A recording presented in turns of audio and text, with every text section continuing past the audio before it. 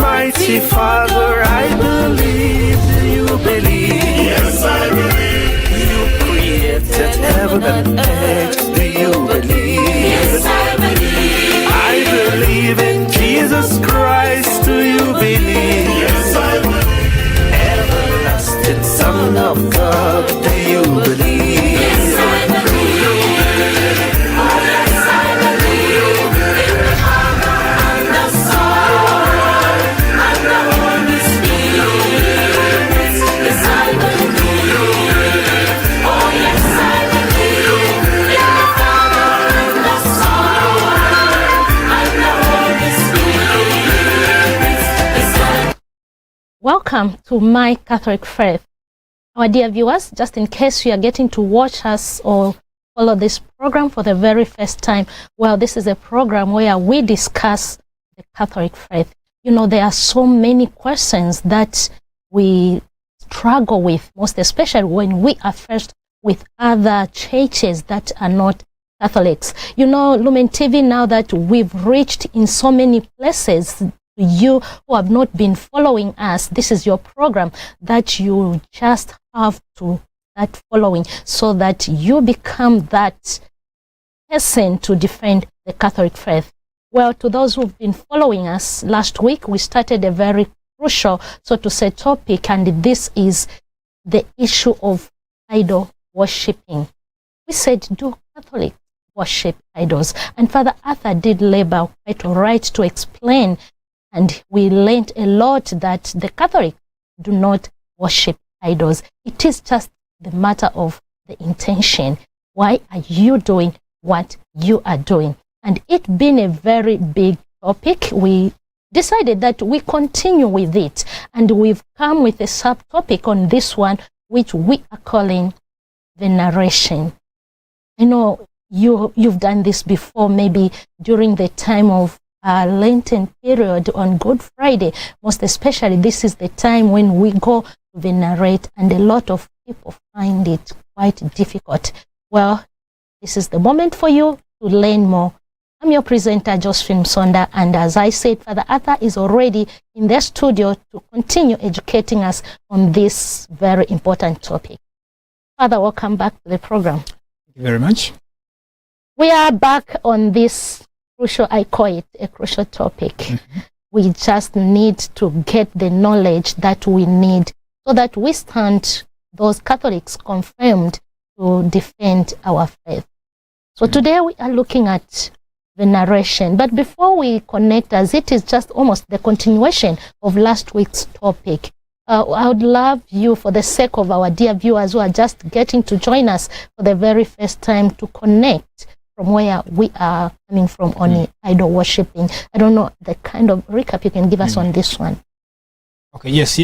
Last week we started our journey in trying to understand idol worshipping, because this is a very controversial topic, and there are so many questions that we Catholics are bombarded with, and sometimes we don't know what to say. Exactly. So, as just a way of recapping what we did last week, we were comparing two images from the scriptures. So we had the image of the golden calf, and also the bronze serpent. First image, the golden calf, was made by Aaron and the people. So the people worshipped that as their god. The second image, which is the bronze serpent, was made by Moses, but at the instruction of God. But whoever looks at the golden serpent does not die of the snake bites. And basically what we were saying is that the first image was an idol. The golden calf was an idol because it replaced God in people's lives. Okay? The second image was not an idol, Yes. because it was a symbol of salvation. Whoever looked at it was saved from the snake. And looking at these two images, we're trying to define what is an idol. An idol is anything that replaces God, anything that takes the place of God in your life. Do the Catholic images take the place of God in our lives. Catholics worshipping those statues that they have in their homes, that we have in our churches, the statue of Mary, the crucifix, and the statues of the saints, etc., etc. Are we worshipping those? Are those things replacing God in our lives? The answer is a clear no. So that is where we are coming from. And today I thought we could just single out one practice which is also quite controversial. This practice is done every Good Friday, and we call it the Veneration of the Cross. Many people, including Catholics, don't really understand what is happening when people are lining up to go and venerate the cross. Others just line up, of course, not to look strange in church. People would be like, why are you? I shouldn't be the only one remaining back in the So they just join the queue and they go there. They don't even know what to do when they reach the crucifix. They don't know whether is it to touch, to kiss, or to bow, to kneel. They don't know because they don't understand what is happening. Many people who look at what is happening there, what is taking place there, immediately see idol worship. God gave us a commandment: do not make anything or do not fashion anything that will resemble anything of the heavens and anything of the earth. And there is a reason why he gave that commandment, golden calf. Okay? Because it replaced God in their life. When we are venerating the cross, is the cross replacing God in our lives? Are we saying, this is our God? If you're looking at us from afar, that is what you're going to see. You're going to see Catholics saying to the crucifix, this is our God. But what is the intention of Catholics going to venerate the cross? What is running behind their mind or in their minds? What is it that they are doing when they go to touch the crucifix? Are they saying, this is my God? This, I don't have any other God but this. This. Exactly. When you say Catholic standing before the statue of Mary, is that Catholic saying, this is my God? I don't have any other God? Of course, the answer is a clear no. So there's a lot that needs to be explained about this, what people understand, both Catholics and non-Catholics. There's a bit of history, okay? Just a bit of history. In the 4th century, when we had the famous emancipation of the Christian Church by Emperor Constantine, Christians stopped worshipping in hiding. They stopped praying in hiding because before Emperor Constantine, there were emperors that were pagans, that were persecutors of the Christian community, of the Christians. So nobody was allowed to worship God openly. So they had what they called marine churches or underground churches in hiding. Remember the other week we talked about why do priests kiss the altar? Exactly. And I must have mentioned, I think, that the table that they used during those underground worships is a table that resembled an ordinary table, like a dining table. So that should a soldier walk in, they will just think, it's a normal kind of it's a normal meal. We're just we're not breaking bread. We are just eating. This, you see the table, it's a normal table. Yes. Yeah. So Christians had to develop a lot of ways in which to survive, to worship, but without being harassed for being worshipped, or for worshiping. For worshiping. Yeah.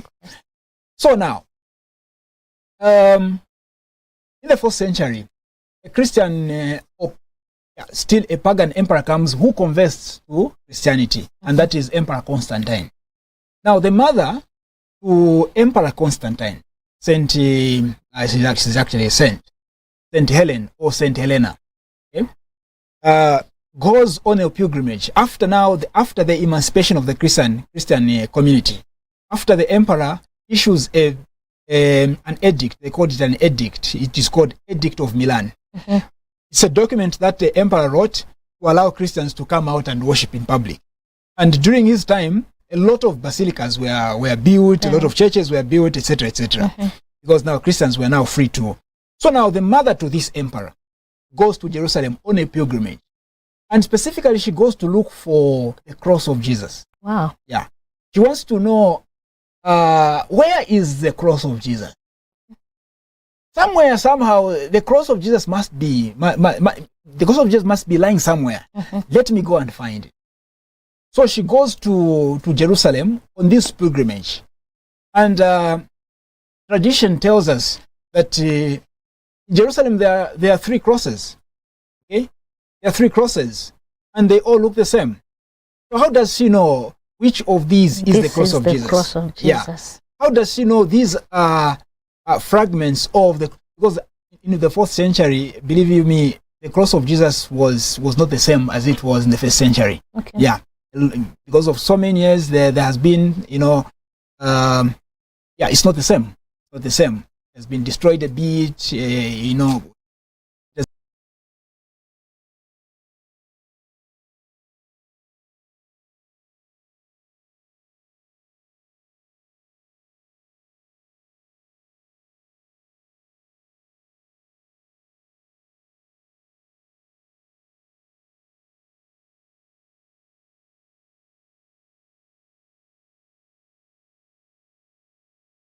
not the same. It has been destroyed a bit, it has been torn and so on and so forth.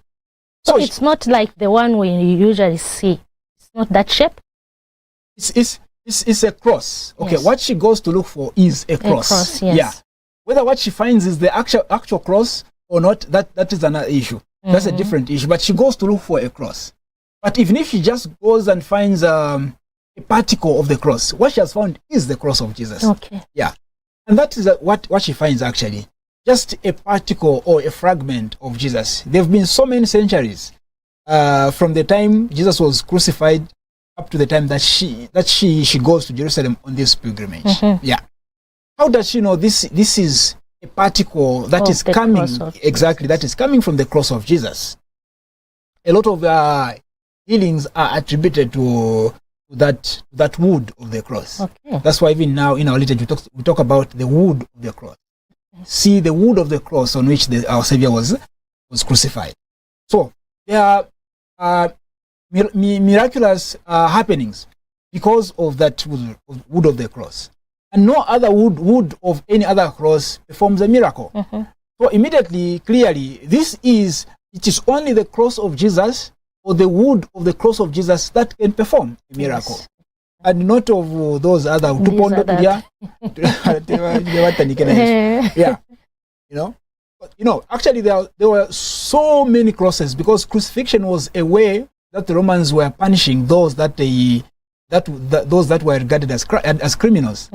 So there were so many crosses, there were so many woods of crosses and all that. But to know the cross of Jesus had power from heaven, power to heal, power to perform a miracle. Wow. Yeah. So because of that, Saint Helena concluded this is the wood of the cross of Jesus. And that wood was preserved right there in Jerusalem because that is the place of the crucifixion. It was preserved there. And her son, the then Emperor Constantine, made sure that that religious relic was preserved very well.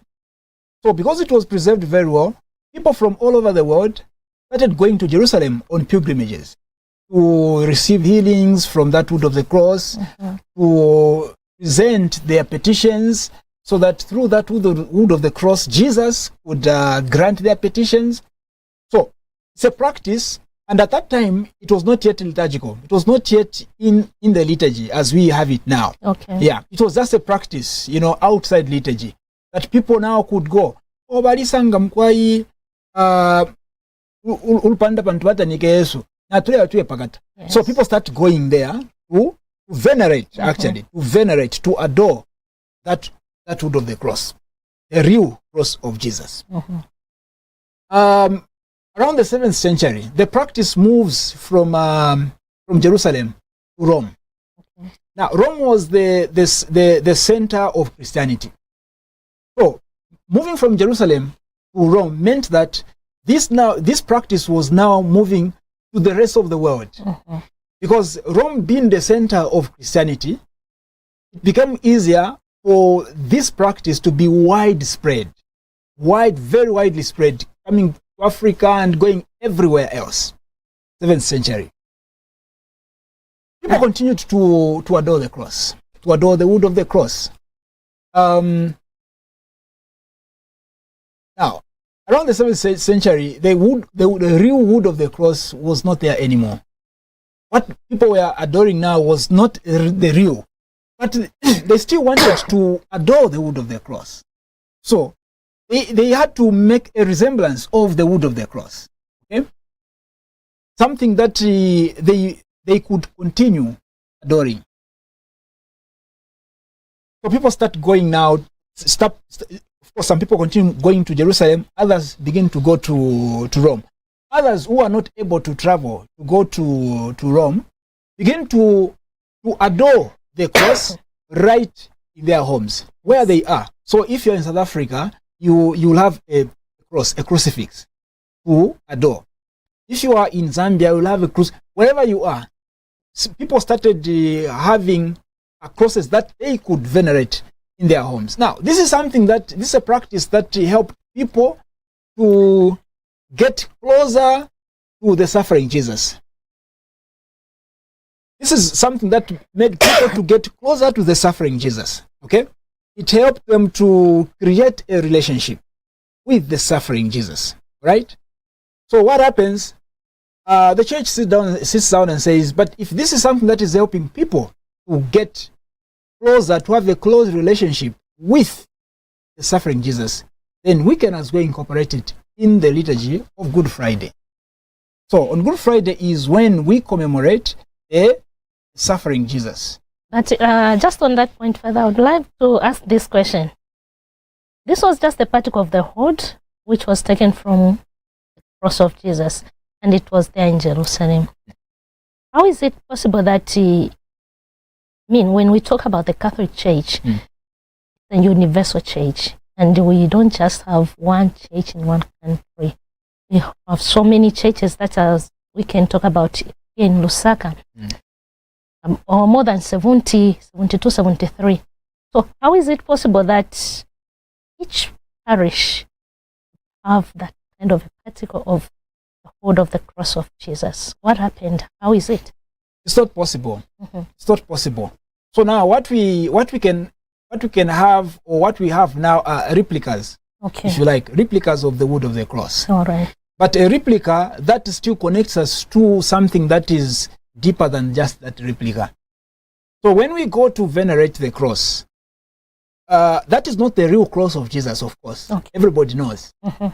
But that same cross, that same crucifix is connecting us to the suffering Jesus. It is connecting us to the symbol of our salvation, which is the real cross of Jesus. So that is just like a channel. The cross that we are venerating on Good Friday is a channel through which we get connected to the suffering Jesus, through which we get connected to the symbol, to the real symbol, the real cross of our salvation. It's not possible. We don't even know where that real wood of the cross is. Is it still there lying somewhere? Exactly. We don't even want to know. All we want to know is, do we have a cross in our church, in our homes, in our parish, in our place, that reminds us about the suffering Jesus? Yes or no? If we don't, it's better we make ourselves one. So by fashioning a cross, a crucifix for ourselves, are we making a God for ourselves? Certainly not. There are certain things, let's talk about this in a secular manner. There are certain things that we keep in our homes that remind us of the people that we lived with. Exactly. Yeah. Exactly. Maybe parents that are not there anymore. So there's something that we have kept in the house that connects us to our father or mother, or to somebody that we loved who is not there anymore. That act which even happens most especially in Chivemba would say, they would get something. Oh, I want to pick this so that I can be remembering this person. Exactly. And of course, mostly those are the things that we keep in our homes, or such things we keep in our homes are real things that were used by the person or by those people that want to be remembering. Sometimes they are not real things that they kept. Okay, maybe maybe there's a jacket that my father loved wearing, but it's not there anymore. Maybe somebody bought it. So I'm going to ask the teller, make jacket of this nature. Exactly. This jacket reminds me of my father. So I'll give the design to the. Is that the real jacket that my father used to wear? No. No. But the shape that it has is the same. Exactly. So when I look at it, I feel connected to my father or to my friend or to somebody that I loved who is not here anymore. Yes. So the cross is a connector. It's not a god. It's not. I'm not worshiping that. Yes. It is connecting me to something more important, to something beyond the cross itself. It is connecting me to the same way that jacket would connect me to the person that had a similar jacket. So, are we worshiping an idol when we do the veneration of the cross? Some people may want to say yes because they don't understand what exactly is happening there. But if you understand what is happening there, then you realize that it's important for you to participate in the veneration of the cross. But Father, I think one would ask again to say the genesis of venerating that cross was most especially the healing. You earlier on said when Helena went that side, she found not just one cross, but different crosses. But how did she identify this? It's because of the healing which took place. And that was the genesis of veneration. So do we also, I mean, you've said the crosses that we now have are just the replicas, but do we still experience the healing? Because the faith attached to it, is it happening even now that when one goes to venerate, they experience the healing? Actually, yes. The cross is a replica in what sense? In the sense that it is not the real cross that on which Jesus was crucified so many centuries ago. It's not the real one. But through that cross, can one still receive healing? Yes. God can use anything to give you grace. Yeah. So that cross is connecting me to the divine. There's some power that God can put in that cross in order to have the same power transmitted to me to receive my healing or the special grace that I'm asking for from God. Okay?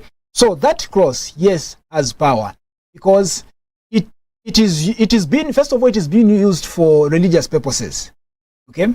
That's why it is important to, if something is made to be used for religious purposes, let it be used for religious purposes so that we don't confuse the spirits. Okay. Yeah. Some drums that are used in church, and tomorrow we're going to find them elsewhere. Yeah. So the cross was made for a religious practice. Okay? And because it was made for that purpose, it is going to be used just for that purpose. And because it is only going to be used for that purpose, God can use it as a channel of blessing to me. So it is possible for you to receive healing through that cross, even if it is not the real cross of Jesus. Okay. That's why we bless the sacramentals so that they have the power to heal or to transmit grace. All right. As we conclude further, I would love us to learn about the right way of venerating. You just said it in to say others will go there, they just kneel, others they kiss. What is the right way of venerating, most especially during Good Friday? Even myself, I don't know. Yeah, I get to see this a lot when people are coming for the veneration. Yes. Some people stand there, they don't know what to do. Yeah, don't know, is it to touch, to kneel, whatever. They have no idea what to do. What we are doing there is veneration. We are venerating. If we go back into history, when people were going for pilgrimages to venerate the wood of the cross, they were touching it. Okay. There was physical contact. Yeah. And many times in our liturgy day, there is physical contact. But sometimes, for pastoral reasons, because sometimes you have so many people. So many people, such that if everybody was coming there to touch, and you would take the whole day there. Of course, there's nothing wrong worshiping God the whole day. But you know what happens on Good Friday? People come to church in the morning and they go through the way of the cross, and they have to sit back and wait for the. So body-wise, they are tired. Okay, So if you have too many people adoring or venerating the cross, you can devise a way that moves the queue faster. Okay, many times you can ask the people to just be bowing. Okay. Bowing is a gesture of veneration. Yeah, you don't have to have physical contact. But if you are in a situation where you are able to have physical contact with the cross, please go ahead and do that. Yeah, it is highly encouraged. The physical contact. Please, you are not worshiping that. Just have the physical contact. Some people even kiss the cross. Mm-hmm. There is nothing. That physical contact, whether touching or kissing the cross, is a gesture of veneration. It is not a gesture of worship. And others will stay there for some minutes. Say a prayer. Yes, I was supposed to. Yes, is it that you just go venerate? I mean, you bow, you touch, you go, or maybe you have to say a prayer there. Again, we have to look at the pastoral context, the pastoral issue. If everybody was coming there to kneel and be there for a minute, if you have a lot of people, you would take the whole day just doing the veneration of the cross. Exactly. Yeah. So for pastoral reasons, we cut out certain practices, but we still ensure that whatever is done carries that significance of veneration. Okay. Yeah. If we tell people, please don't kneel for 1 minute there, don't touch the cross, just bow. Is bowing helping them to venerate? Is it a gesture of veneration? It is a gesture of veneration. So by telling them don't kneel there to say a prayer or don't touch, you're not taking away anything from veneration. Even just by bowing, they are venerating their cross. But if you're in a place where, let's say in an outstation where there are not a lot of people, I mean, people can come there, kneel, touch the cross, even kiss the cross. There's absolutely nothing wrong with that. In fact, originally, people could kiss the cross. People could touch the cross. There was physical contact. And biblically, the kiss is a gesture of veneration, the gesture of respect. Okay. That's why people kiss the cross, not the cross, the ring of the bishop. It is a gesture of respect. If you're looking at that from afar, as people are touching the cross, kissing the cross, if you're looking at it from afar, you might think they're worshiping. They're just venerating. Very good.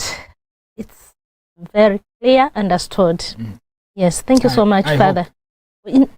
Personally, I have understood, and I, just on behalf of the viewers, I know they have gotten the point. And next time, we will be out there to educate others. Thank you so much, Father, for your time. Right. And for your passion to educate us on our faith. Next week, we might look at another gesture that is misunderstood as idol worship. Exactly. We will see.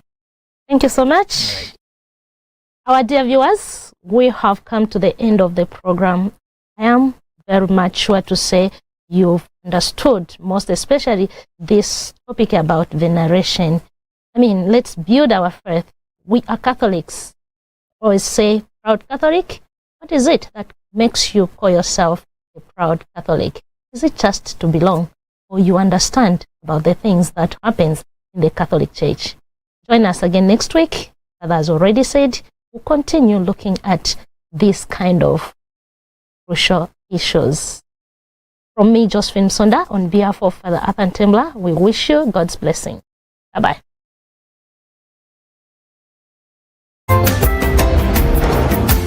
Mighty Father, I believe.